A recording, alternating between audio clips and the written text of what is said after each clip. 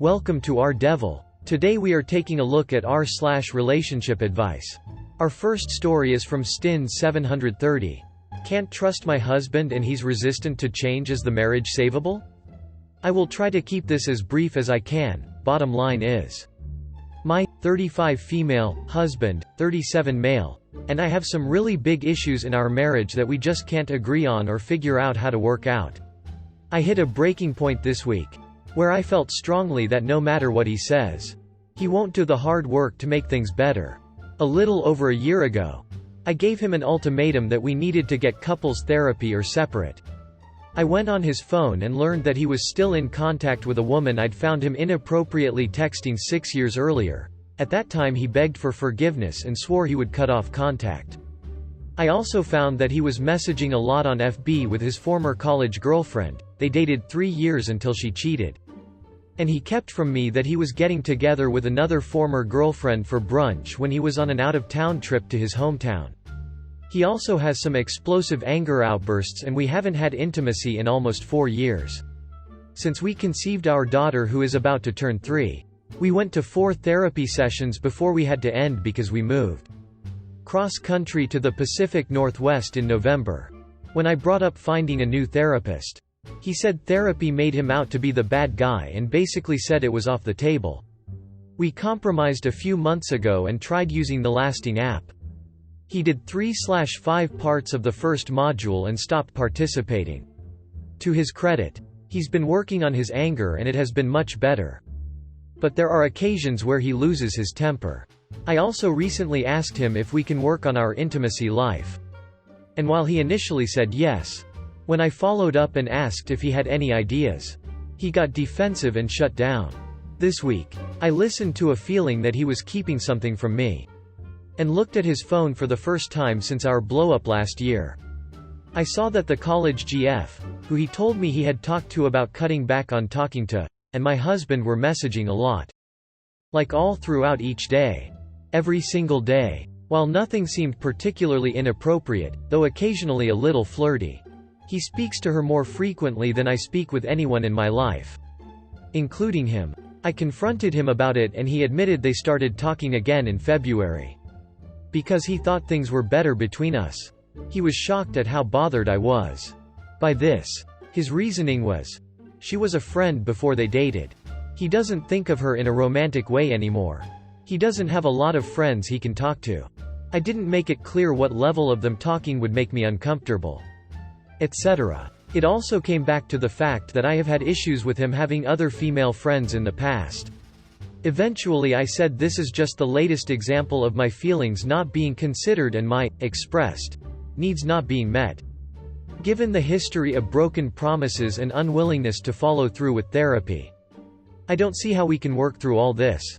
I said maybe we should focus on co-parenting, which is what we do best, and he can talk to whoever he wants, not worry about fixing our intimacy life, and eventually end the marriage. He seemed gutted and I felt horribly guilty. Am I doing the wrong thing?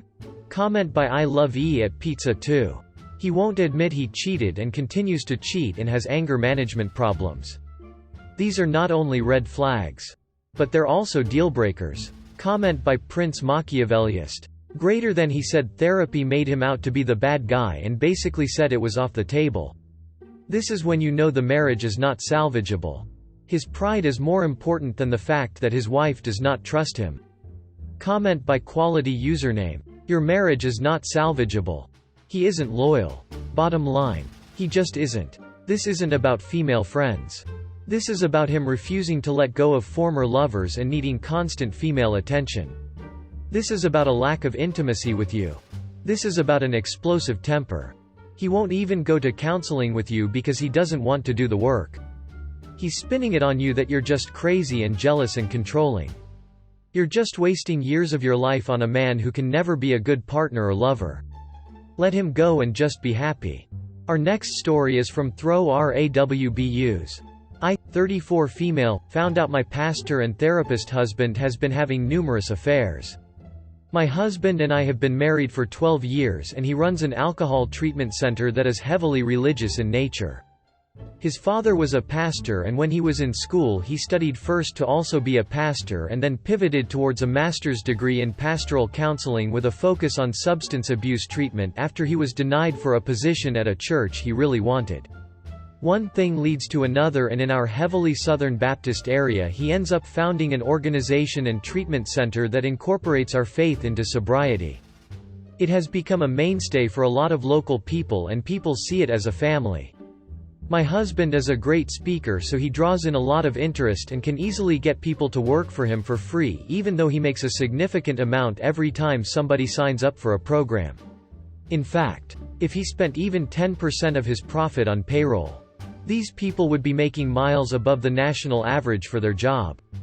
I often feel astonished that people aren't resentful that their contributions aren't being compensated for every fraction of what it is worth. But for years I never really questioned my husband or what he did for work because I thought he was doing good, and everybody at the church we go to where he speaks at regularly also admires him. However, in recent years, because our sons are now turning 10 and 8, I have been going to community college for paralegal studies and was able to be mentored by friends in the legal profession. I had put off college for so many years because of my relationship and because my husband said I didn't have to worry and that I could stay home and focus on the kids. I found an intellectual curiosity that I never knew I had. And definitely want to pursue a career in law. This didn't go over well with my husband, and I started to see how dismissive he was of most of my thoughts. I also found out he was lying pretty compulsively to people regarding his childhood and other credentials. A lot of which was to either elicit sympathy or make himself seem more brave or prodigal.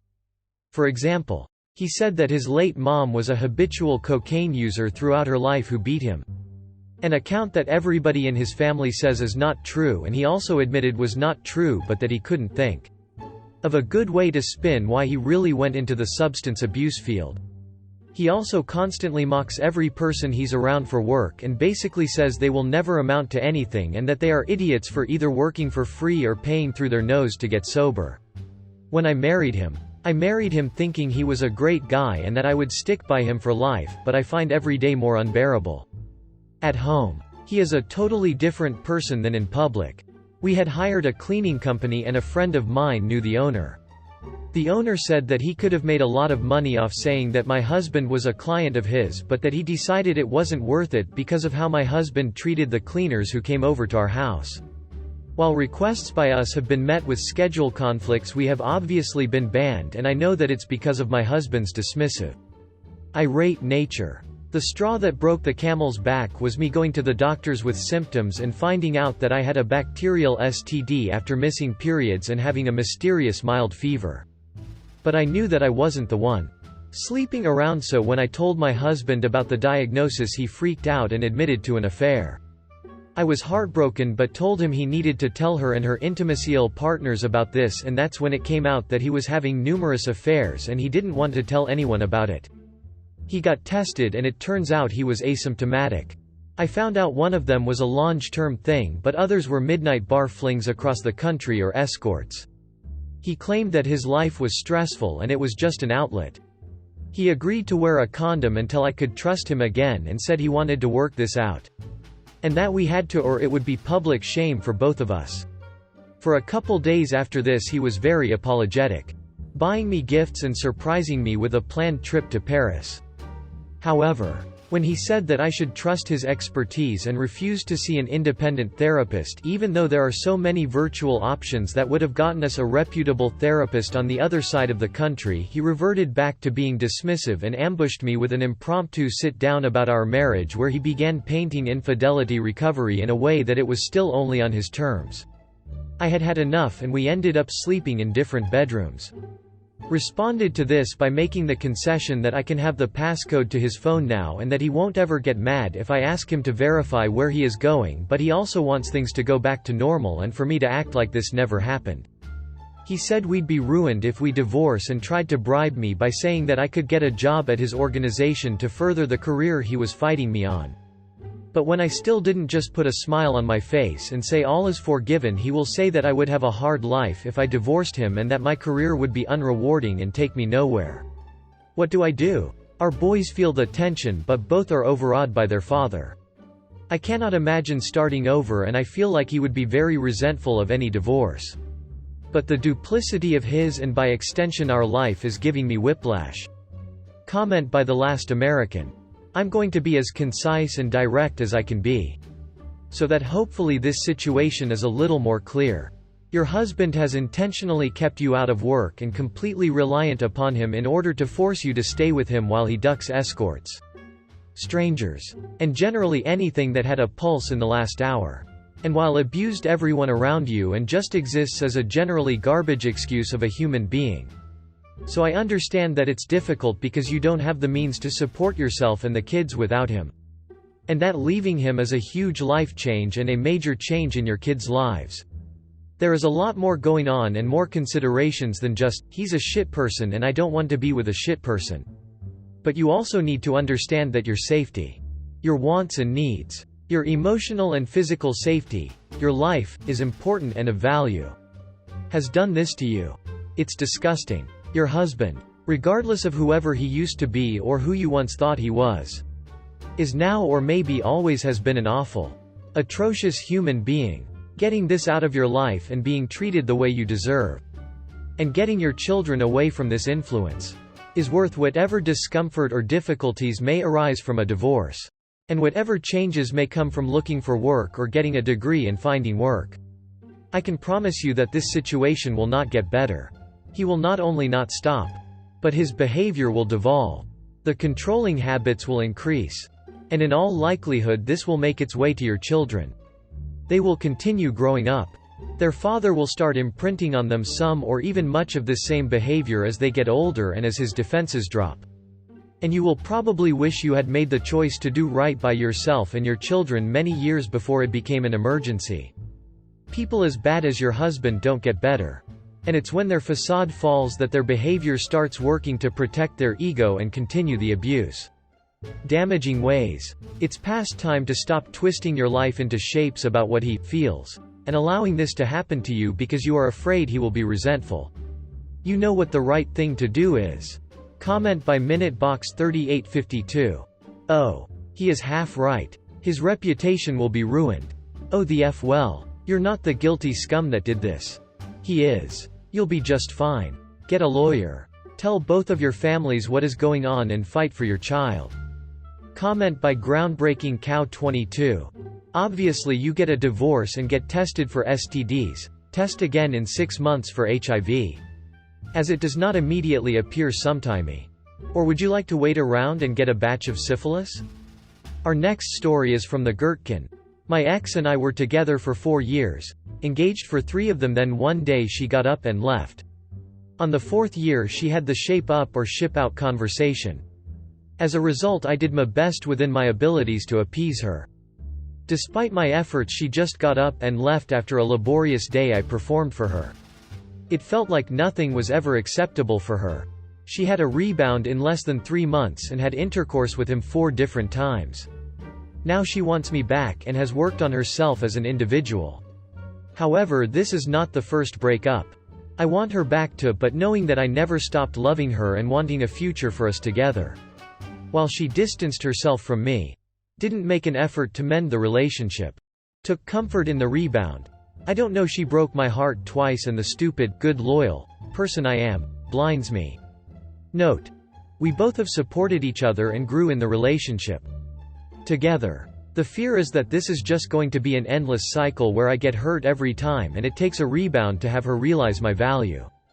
Most of our relationship was in COVID-19 and we had to cohabit because of it.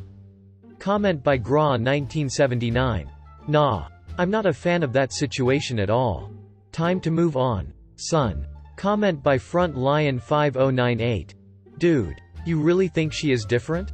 You are plan B. Things did not work out with rebound, so she is running back. Comment by No Age 4267. Op, you're on a 6-cycle carousel and it's time to move on. Here are 5 things you need to accept. 1. Accept that no matter what you do or change she will always be looking for someone better, or do you like being her placeholder too? Accept that you're her plan B, her safety net when she has no one else, she's not choosing you, you are her only option at the time. Accept that being a good loyal person is not an excuse to allow people to treat you poorly, and if you attached yourself to bad people, what does that say about you for? Accept that she will never change and is only saying that she worked on herself is just a desperate plea to take her back, and if she really was working on herself that wouldn't include meeting someone and sleeping with them. Please walk away, or do you want to be hurt a third time?